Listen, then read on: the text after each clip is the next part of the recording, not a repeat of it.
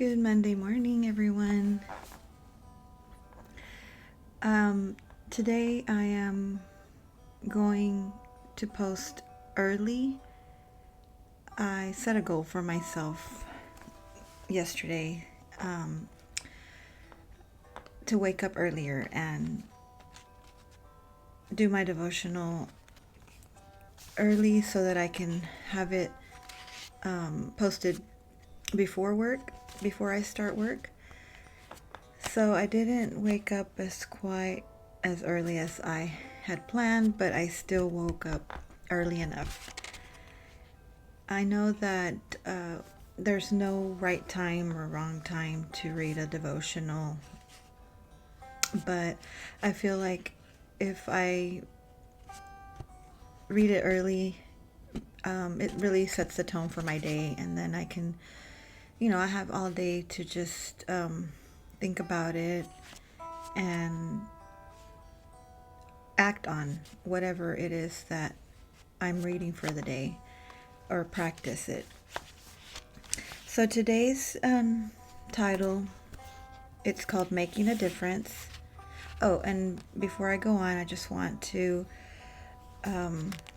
say that any opinions that are expressed on this channel are from my personal experiences, and you may or may not agree with them, but I'm just here to spread the word, and I know that there has to be at least one more person that is going through things, the same things, or has gone, or maybe will be going through these things in the future. So if it just reaches one person and touches someone, then I'm happy.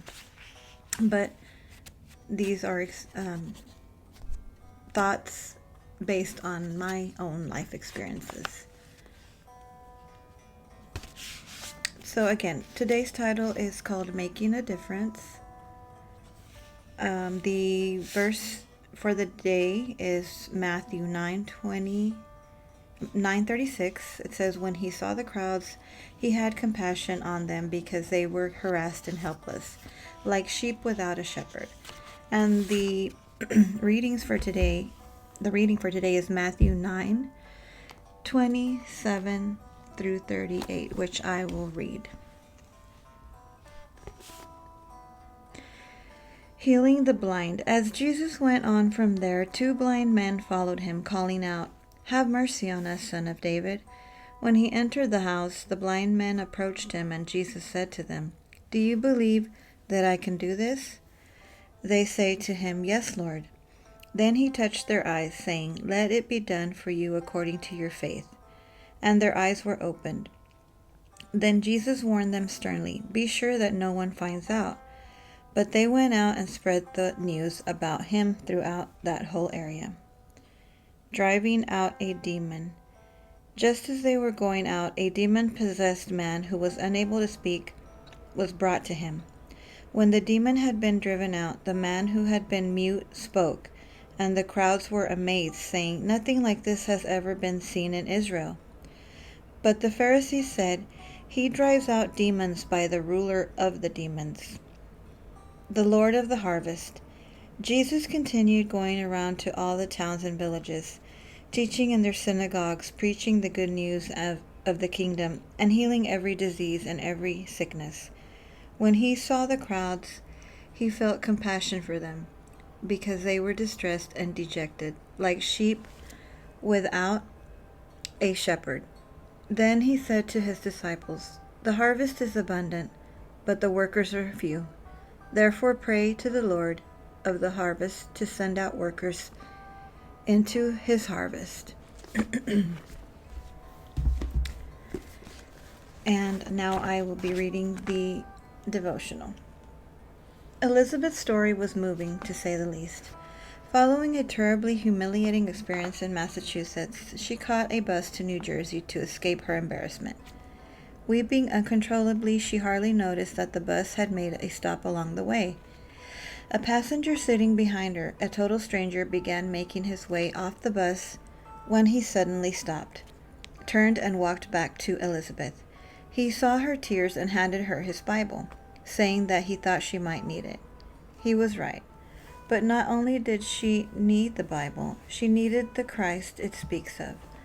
Elizabeth received him as a result of this simple act of compassion by a stranger who gave a gift. Jesus is our example of compassion. In Matthew 9, we read, "When he saw the crowds, he had compassion on them, because they were harassed and helpless, like sheep without a shepherd." Verse 36.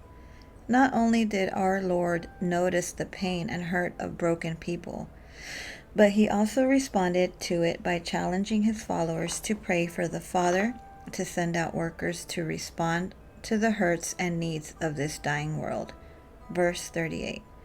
As we follow Christ's example, a heart of compassion for shepherdless people can compel us to make a difference in the lives of others. Bill Crowder. A world in despair needs Christians who care. So, what this is telling me is that, we see this all the time. We never know what someone is going through. A lot of times we're quick to judge. We hear something on the news and we're quick to judge and say, but this, I'm guilty. But they should have done this and they should have done that. But honestly, we don't know what really happened, what transpired to lead to the events that we're reading about. Many times, maybe just a word of compassion might have changed the situation. Just taking a minute out of our time to say, "Hey, are you okay?" Or, "Can I help you with something?" I know that, our lives are always, we're just rushing, doing this, doing that. And if we see, maybe, for just an example, a car that's stranded on the side of the road, and we're like, we just drive by it, because we're busy. We have somewhere to go, somewhere to get. But I'm not saying that every time we see a car we should pull over. But we never know. I mean, I've been in situations where I've been stranded, and if it weren't for a stranger to come stop and help me, then who knows? Who knows how I would have gotten out of that problem. But it applies just anywhere. If we see someone maybe at the stores struggling. I mean, I can remember one day I was at Walmart and I saw this man. He was just hunched over, like this, just over his basket. And I know that a lot of people don't want to be helped and don't want to be bothered, or we just never know what we're walking into. But I felt like, gosh, poor man, I wonder what he's going through. But did I go and ask? No, I didn't. And then I saw another lady who did stop, and I believe, she was checking on him and making sure he was okay.